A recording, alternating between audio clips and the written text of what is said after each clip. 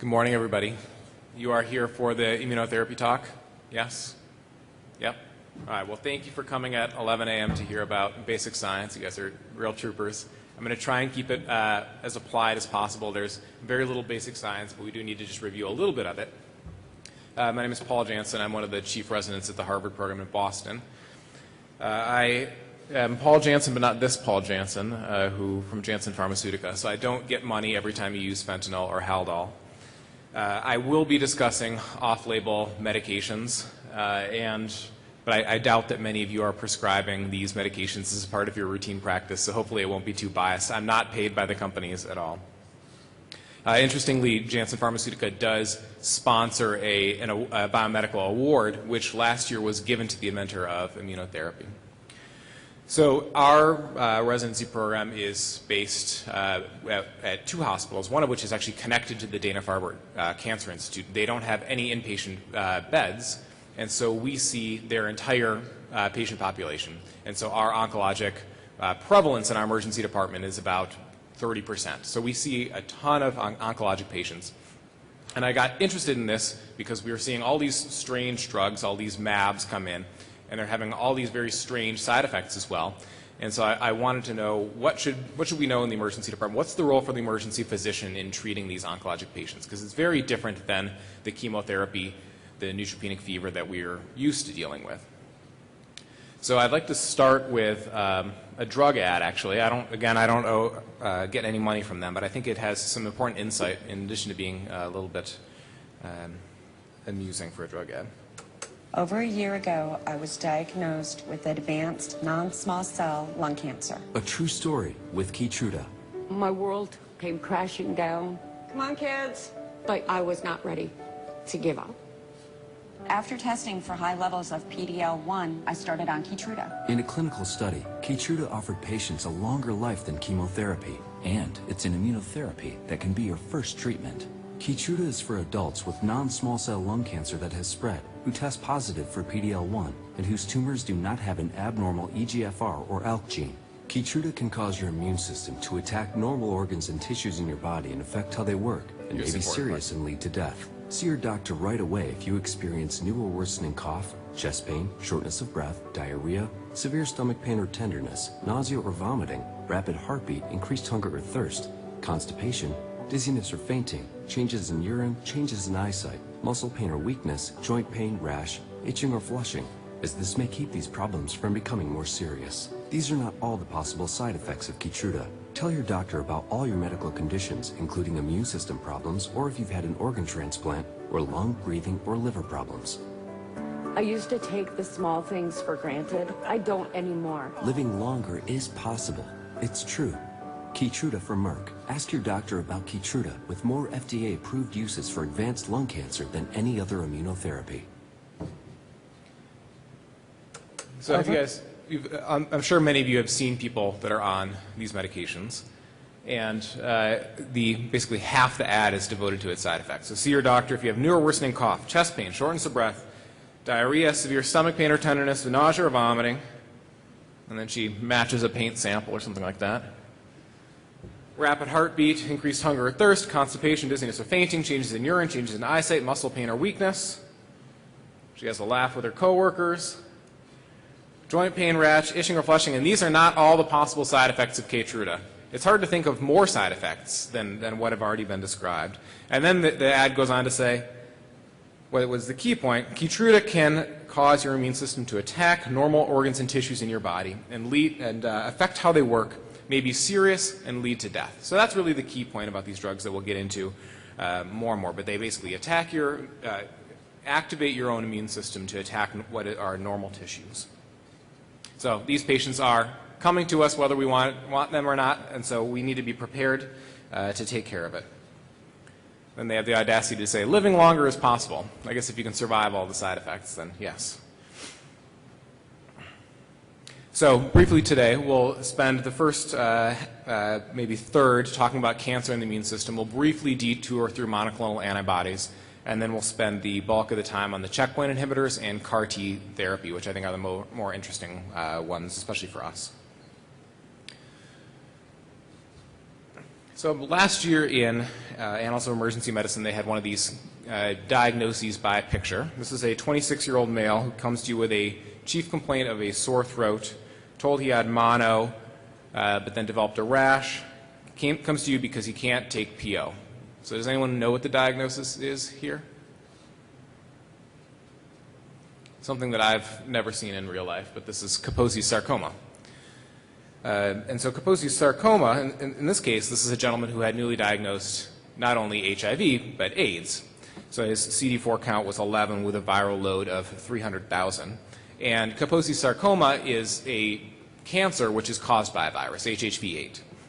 And the treatment for this cancer is not chemotherapy, it's not radiation, it's not surgical resection, it's just reconstituting your normal immune system. Because if you have a functioning immune system, you should be able to fight off this oncovirus and not get cancer. And so we can use HIV as a model for the role, the interaction of the immune system with cancer. We know that dysregulation of the immune system, such as in HIV and AIDS, leads to loss of control of these oncoviruses. And these are what were defined as AIDS-defining cancer. So if you had these viruses that were so poorly controlled by your immune system that you developed this cancer, that was then the marker not of HIV, but of progressing to AIDS. And so people with HIV, even if they are on HAART, even if they have good viral suppression, are still at higher risks of cancers than the rest of the general population. Many of them are from these oncoviruses, HPV, HBV, Epstein-Barr virus, that in the normal host are well controlled by the immune system and don't lead to cancer. So there's clearly an interaction between the immune system and cancer. The same thing is true for immunosuppression. So if you are the beneficiary of a organ transplant and you are on lifelong immunosuppression, you have a much higher risk of cancer than the rest of the population. So where lymphoma is about 5% in the normal population, it's about 21% in the organ transplant population. So clearly there's an interaction between the immune system. We need a functioning, healthy immune system to fight off cancer. And what we're going to get into a little bit later today is that cancer itself can suppress the immune system. And so that's where these drugs come into play. So we'll very briefly review immunology. I've condensed it down to 3 slides, so if you need to get a cup of coffee, now's your time. So this is all going to be talking about the adaptive immune system. So we have innate immunity on the left. These are the early responders, the preformed cytokines. This is a non-specific reaction. So there's the recognition of a viral pathogen, a bacterial pathogen, and you have these preformed defenses that come into play.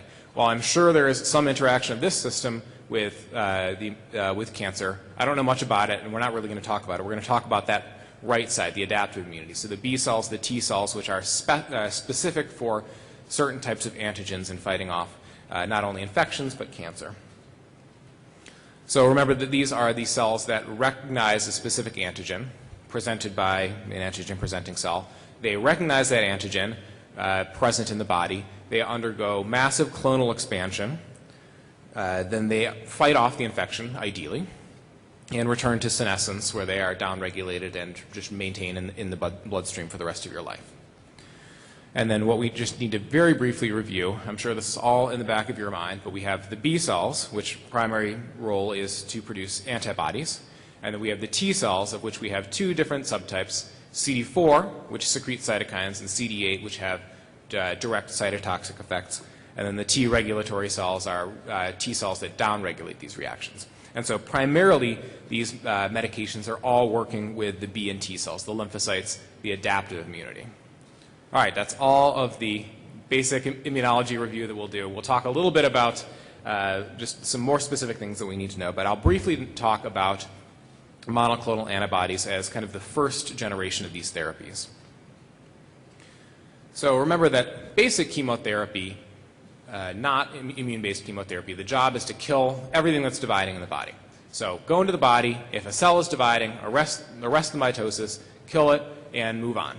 And this is under the supposition that the cells that are dividing most frequently are the oncologic cells. But of course that's not entirely true, because you have your hair, which is reproducing, and you have your gut, which the cells are reproducing. And there are all these other tissues in the body which are undergoing mitosis at the same time. And so just to kill everything that's reproducing may kill the cancer, but it may also kill you at the same time. So what if we could actually target the cancer better than just killing every single cell in the body that's dividing? And so the first line of these drugs is the monoclonal antibodies, based on the fact that the immune system can recognize cancer. So there are things like tumor-specific antigens, which are antigens which are only present on tumor cells, and then tumor-associated antigens, which are antigens that you may have on other cells in your body, but are a little bit tweaked in cancer cells. Maybe some gene that's normally expressed, but expressed a little bit differently. And so what if we could just target specifically those cells which are displaying either a tumor-specific antigen or a tumor-associated antigen? Then we could focus this response on just those cells and hopefully avoid everything else in the body which we want to keep functioning so we can keep living. So the first generation of these were the monoclonal antibodies, and generally these are antibodies which are specific for one of these tumor antigens, either a tumor-associated antigen or something that's just specific to these cells.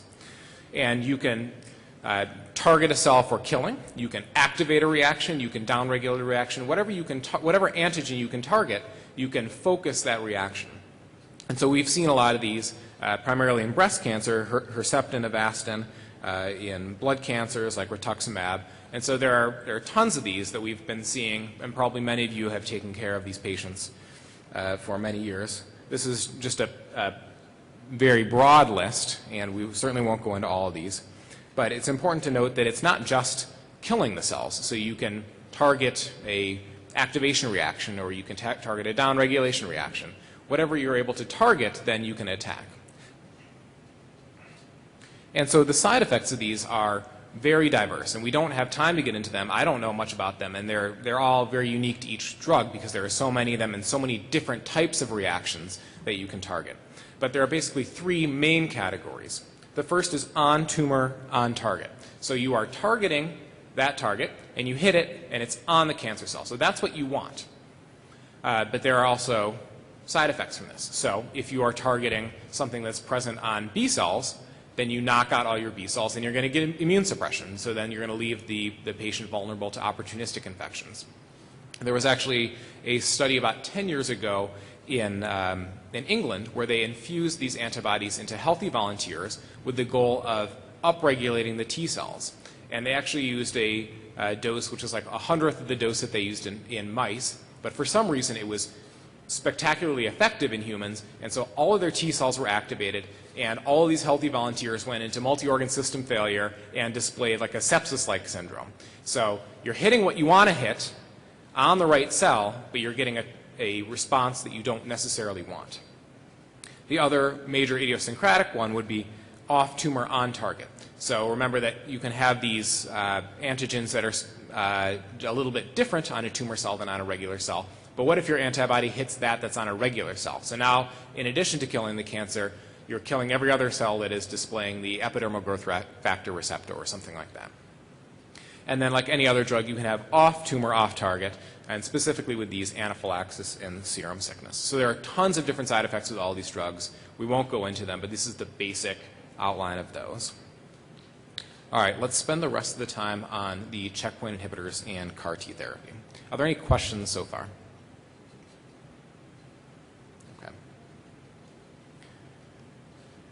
So this goes back to the idea that you can have a dysfunctional immune system that leads to cancer, but also cancer that leads to a dysfunctional immune system. So there's this interaction here, and these are where the drugs come into play. So we know that that cancer cells can suppress your normal immune system. So they can suppress cytokines, which downregulate the reaction. They can actually change your CD8 cells, which are normally focused on killing tumor cells, into T regulatory cells, downregulating these reactions. And they can also have the expression of these proteins which downregulate the reaction too. And so I highlighted these because these are the proteins that these drugs really focus on. So PD1 and CTLA4, programmed to death ligand 1, which is a great name, and cytotoxic T lymphocyte antigen 4.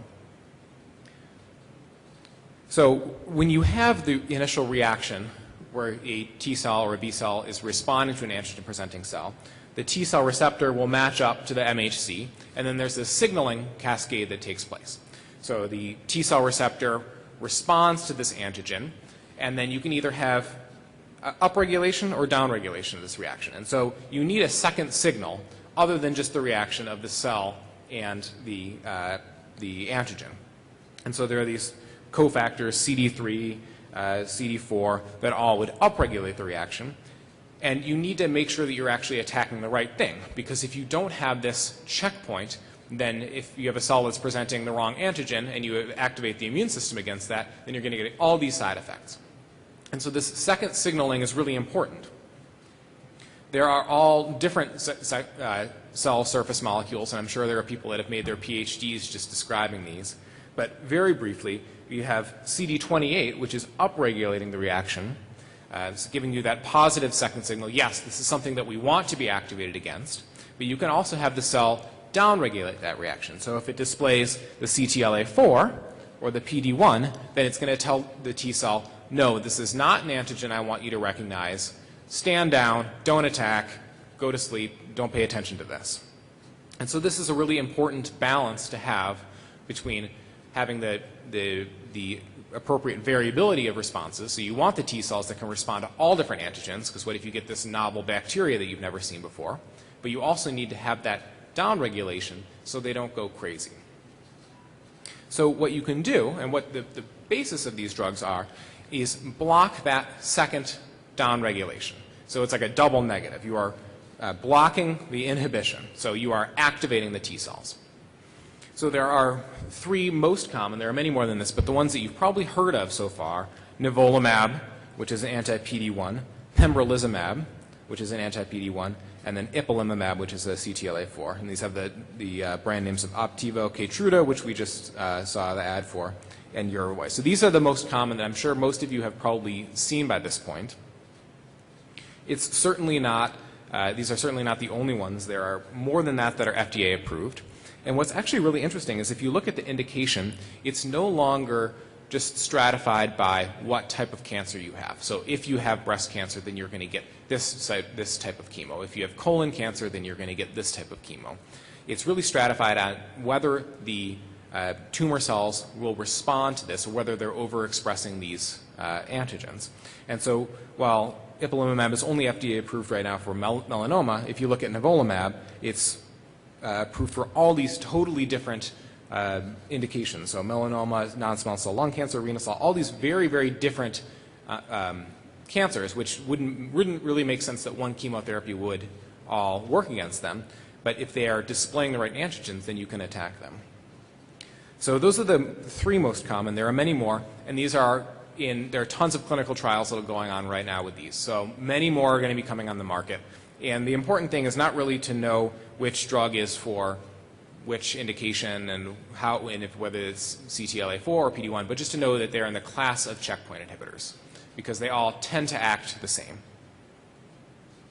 So imagine that you're in you have a tumor which is secreting these downregulatory proteins, and you have this antigen-presenting cell, the dendritic cell here, and the T cell trying to match up with it. It's displaying its T cell receptor, the MHC. It's a match, but you're in this downregulatory environment. Then the tumor is secreting all these cytokines, and instead of activating the cell, the dendritic cell is expressing the CTLA4. And so this is a reaction that would now be downregulated. But if you can block that, say with ipilimumab, which is what's shown on the right, then you can get that activation. You can activate this T cell to attack cells that are displaying this antigen. Or in this case, it would be secrete cytokines, since it's a CD4 cell. But the same thing is true with CD8. So if you have a tumor that is expressing this PD1 antigen, which is downregulating the action, you are not going to get activation. But if you can block it with something like pembrolizumab, our PD1 inhibitor, then you can get that activation and target then that T cell to go and kill directly that cancer cell. So I have one more ad. I hope you'll enjoy this one. This is probably the most inspiring ad I've seen. For adults with advanced non-small cell lung cancer, previously treated with platinum-based chemotherapy, including those with an abnormal ALK or EGFR gene who've tried an FDA-approved targeted therapy, this is big. A chance to live longer. With Optivo, nivolumab. Optivo demonstrated longer life and is the most prescribed And if you immunotherapy look, for longer these life patients. is 3 months in the bottom. Opdivo significantly increased the chance of living longer versus chemotherapy. Opdivo works with your immune system. Opdivo can cause your immune system to attack normal organs and tissues in your body and affect how they work.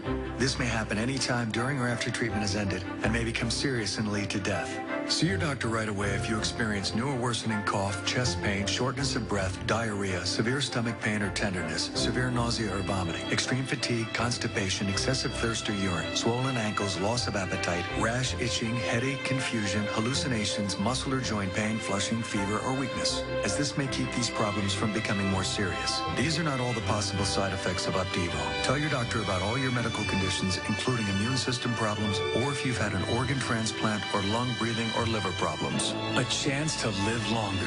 Ask your doctor about Opdivo. See OpdivoTV.com for this and other indications. Bristol Myers Squibb thanks the patients, nurses, and physicians involved in Opdivo clinical. These are the healthiest patients with metastatic cancer I've seen in a long time.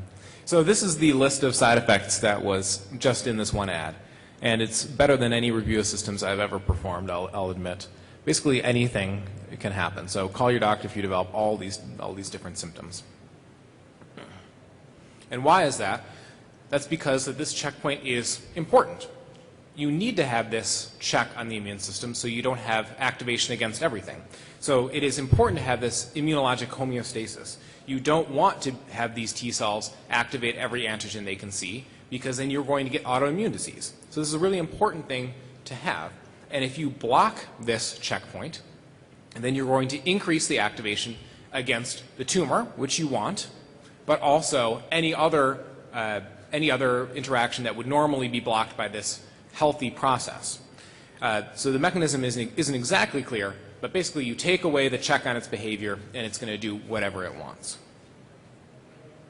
And so what can happen with these drugs is basically name an organ system, put an itis after it, and that's what you can get. And so there have been case reports of basically every single organ system in the body being attacked. So the lungs, pneumonitis, the heart, myocarditis, you can get colitis, you can get hypophysitis, which is something that I had never heard about until I started learning about this. So inflammation of the pituitary gland. So someone comes in with fatigue and a mild headache in the setting of metastatic cancer, that's pretty common, but what if that's inflammation of their pituitary gland? You can get a vitiligo, you can get a rash. Basically name any organ system in the body and you can get it. There have actually been some really interesting case studies of people with new onset type 1 diabetes from these. So if you're activating the immune system and it goes to the pancreas and attacks the islet cells, kills all of them, then you can have type 1 diabetes. And so every organ system has really been implicated. Pneumonitis, myocarditis, and colitis are some of the more common, but anything is possible with these drugs. The most common by far is skin. So a mild dermatitis is prevalent in about half of these patients. So this is very, very, very common. And then the other three most common are GI. So you can get a colitis. This can be bloody diarrhea. This could just be diarrhea. This can be pain. Any presentation of colitis you can get. The endocrine, which could include pancreatic, could include pituitary, could include thyroid, and then liver, AST, ALT elevations with a hepatitis pattern. So these are the most common that you'll see, but nearly any other organ system can be affected. Some are more serious than others. So this is on the left is the prevalence, and on the right is the mortality. They don't show dermatitis because it's so common, and it is not fatal. It's not like a Stevens-Johnson type reaction. So colitis, pneumonitis, and hepatitis, as I said, are very common. But also look down at the bottom and you can see myocarditis. This has a nearly 50% case fatality. So this is something that's really serious, and many of us are not on the lookout for this. Pneumonitis, I would also point out, being relatively common, also has a relatively high case fatality rate, not quite 25%, but with the prevalence, probably want to worry about that, in fact, more than myocarditis. And then this is something that you will see. So if you are taking care of cancer patients, they are going to be on these drugs, and these are not uncommon side effects. So this is one early study, and noted that the top half is any prevalence, and the bottom half is severe complications. So any prevalence, in this study, rash was 14%. I've seen higher prevalence other places. But these are not small numbers with the number of people that are on these drugs. So even if it's in the single digits, that's still a relatively high prevalence of disease you're going to see. And severe disease, down in the bottom, about 1% to 2%. That's still a lot with the number of patients that we're seeing. This can happen at any time. It doesn't happen usually the first day or so after treatment because you need time for these immune reactions to work. But will typically happen in the first few weeks to months of treatment, but can happen up to a year out. So it's important in these patients when you're taking the H&P to figure out the timing of their immunotherapy. And it's no longer, oh, I had chemo last week, so I'm supposed to be neutropenic this week. It can be any time in the last year, really, that these can come on. It's, for whatever reason, more severe with CTLA-4. I've heard it's because it's a little bit earlier in that downregulatory process. But interestingly, there are now people that are on both CTLA-4 and PD-1 inhibitors together. And so that, as expected, will probably more than double the incidence of these reactions. Another really interesting thing, at least to me, is that it may reflect increased efficacy. So if you have melanoma and you develop vitiligo, for example, this is actually an indication that the therapy is working better. So you have like an external sign that your chemotherapy is working, which is pretty cool. But you don't actually need that to happen for the chemo to be working. So if someone comes into your ED with a complaint that you think might be related, you take an H&P, you ask about their chemo, you Google the drug, what is this MAB, and you find out that it's a checkpoint inhibitor. What do you do? Well, like all emergency physicians, do supportive care first, ABCDs, we all know that. Treat the can't miss. So if they come in with bilateral infiltrates, a cough, and shortness of breath, and you think that they could have a pneumonia, treat them for a pneumonia. It's not going to hurt the reaction or anything like that. And then call the oncologist.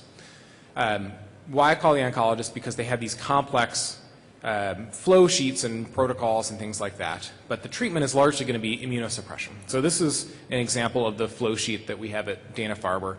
And we certainly don't need to memorize this or even know this. And they have all of these different flow sheets, whether it's a liver injury or a myocardial injury or a pneumonitis.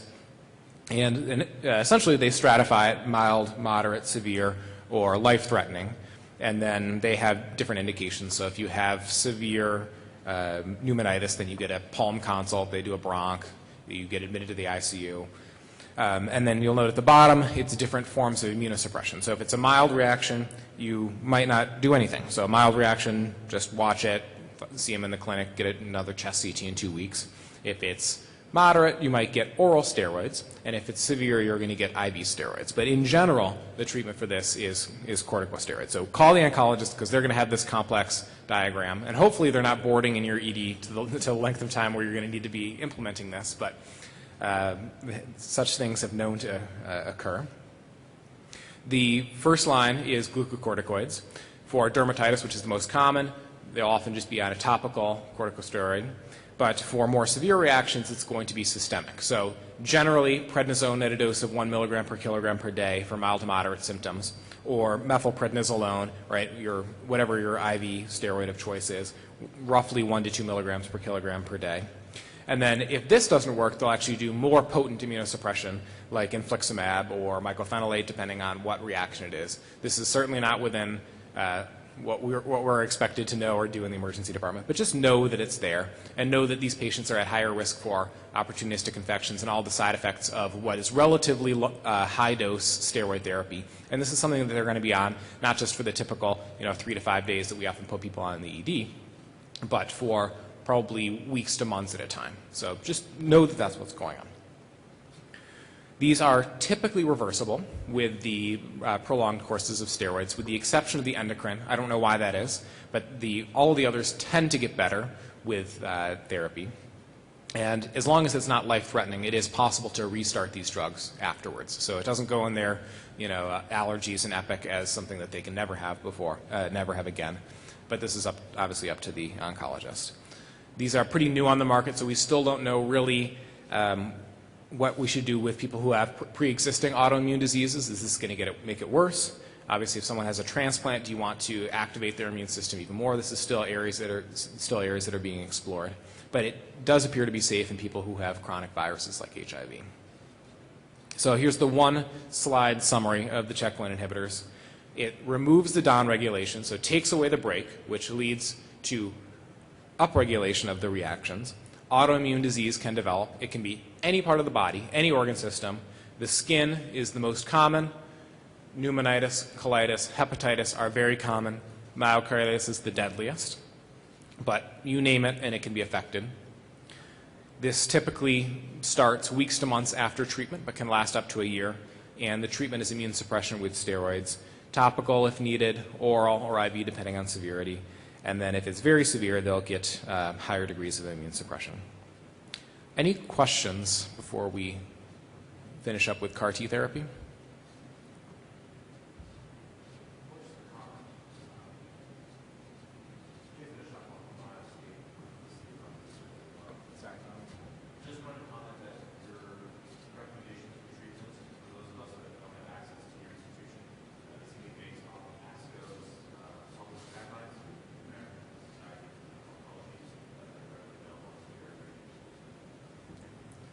So as you just said, for no people that can't hear, if you don't have access to an oncologist or guidelines like this, these are based on the ASCO guidelines, which are published and pretty widely available. So you can look it up, you can stage it yourself, and you can treat it yourself if you need to. All right, so we'll finish up with CAR T therapy. So this is T-cell based therapy, which is a little bit different. The first generation of this was recognizing that the immune system does play a role in this. They just cultured all the T cells from your body, expanded them, kind of like a booster shot for the immune system, and then infused them back. This didn't really tend to work well. And so the second generation is what we are on now, which is the chimeric antigen receptor T cells. And so the chimeric antigen receptor is something that is virally encoded into the T cell with a specific target, with the goal then of sending this T cell into the body and attacking the cancer. So what they do, if you are the cancer patient, you undergo leukapheresis. They take the white blood cells out, then they send them off to a lab someplace. In that lab, they take a virus, infect it, which then infects the cells and causes them to display the cell surface protein, which is targeted against whichever antigen you want to attack. And it can be anything that your mind can desire and your techniques can create. They take those cells, then they massively clonally expand them in the lab, and then FedEx them back to your institution, where they are then reinfused into the patient. You can put whatever you want onto these T cells, and so it will have a T cell receptor. This is something that's against CD19, which is a self-surface protein, but you can put anything that you want on there. And they also have those second signals for activation. So they have the transmembrane domain, they have the co-stimulatory domain, and they have the T-cell signaling domain. So they have all of the machinery intact so that they don't need the activation of the rest of the immune system. They are primed and ready to go as soon as they're infused back into the patient.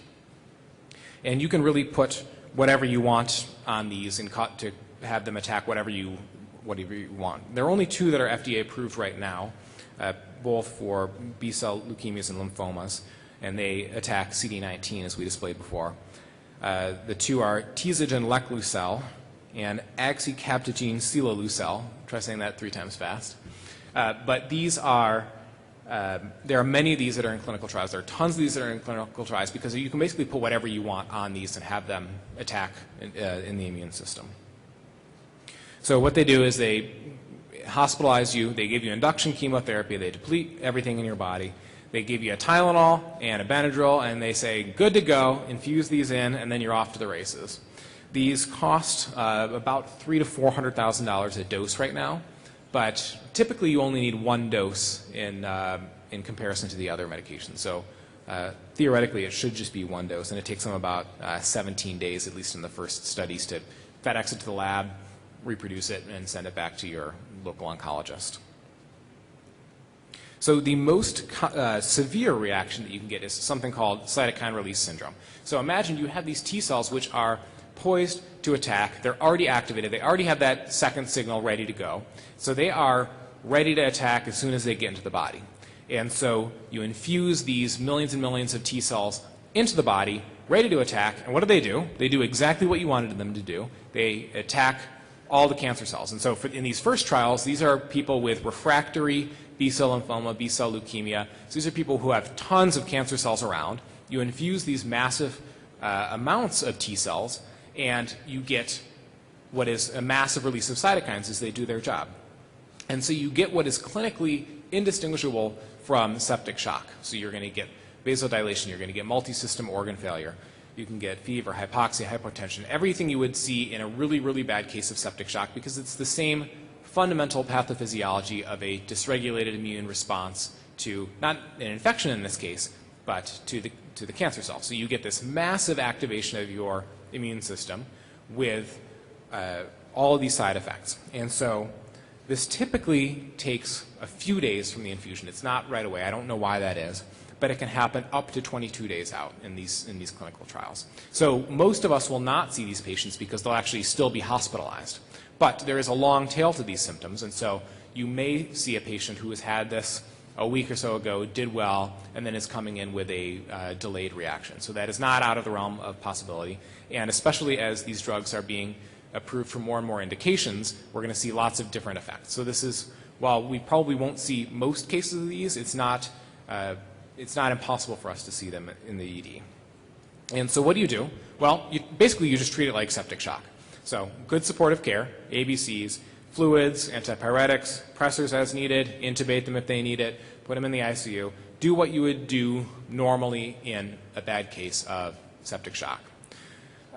In addition, there's no real way to test whether this is cytokine release syndrome or sepsis, and these people are functionally immune depressed. So they have metastatic cancer, which on its own will suppress your immune system, and they've been given massive doses of induction chemotherapy prior to the initiation of these drugs. So even if you send off the CBC to the lab and it doesn't show that they're neutropenic, they are functionally neutropenic and should be treated as so. So treat them the same as you would for septic shock, fluids, vasopressors, antibiotics. Call the oncologist. And what the treatment then past that is, again, a form of immune suppression. So in the studies, they defined if you have a severe reaction, so I think anything that's going to the ICU or requiring vasopressors would be classified as severe, then they give you this medication called tocilizumab. And so this is a antibody against the IL-6 receptor, and IL-6 is one of the pro-inflammatory cytokines. And so what you're essentially doing is tamping down that exuberant immune response by attacking some of the cytokines that are being secreted.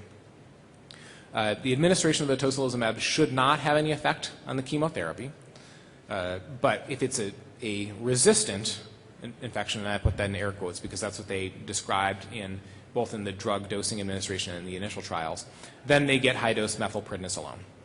And so the reason that this is not done at first is because it actually would decrease the efficacy of the therapy. So you want these T cells to be attacking the chemo, but if you suppress them with high-dose steroids, then you are suppressing their ability to fight the cancer. So if it's severe, they're going to get this antibody called tocilizumab, and if it's resistant, so anyone that's getting sent to the unit, anyone that's getting intubated, anyone for whom this is a life-threatening reaction, certainly discuss with the oncologist, but anticipate that they're going to want the methylprednisolone, knowing that it may reduce the efficacy of the reaction. Other significant side effects with these, tumor lysis syndrome. So in these initial studies, these are people with large amounts of cancer in their body. So if you kill all those cells all at once, you're going to get the release of that. So watch out for tumor lysis syndrome. These people are functionally immunosuppressed, as we discussed before. So infections are very common, more than half the patients. And then for some reason, neurologic side effects are very common. And there's some thought that there's some crossing of the blood-brain barrier, and I don't know the exact pathophysiology, but people can get really strange reactions ranging from just a mild headache to delirium and encephalopathy. And this is in about a third of the patients. So this is very common. We won't see most of this in the ED, but very common. And what they recommend is supportive care. And I don't know what that actually means for CAR-T-induced encephalopathy.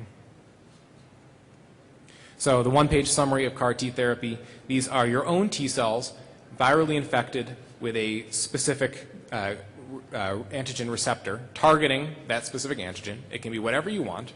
There's only 2 on the market right now for B-cell lymphoma, but there are tons and tons and tons of these that are being used off-label in clinical trials and experimental chemotherapy, and this is definitely coming.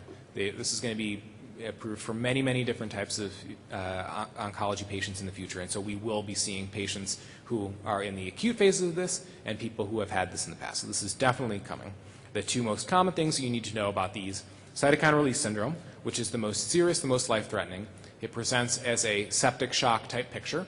You treat it the same way, with the slight difference that if it's severe, life-threatening, then you give this medication called tocilizumab, which attacks the cytokines and downregulates that reaction. And if it's life-threatening or resistant, as they said in the studies, then you give them IV steroids, knowing that you are reducing the efficacy of the chemotherapy, but also possibly saving their life. And the neurologic complaints are common. We don't know much about this, but it is a relatively high prevalence in these patient populations, and the treatment is supportive care. So if someone can figure that out and let us know, that would be good as well. I'll take any questions you have at this point, and that's all I have otherwise.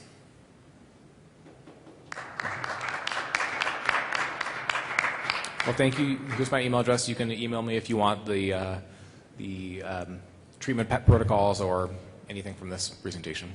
Thank you.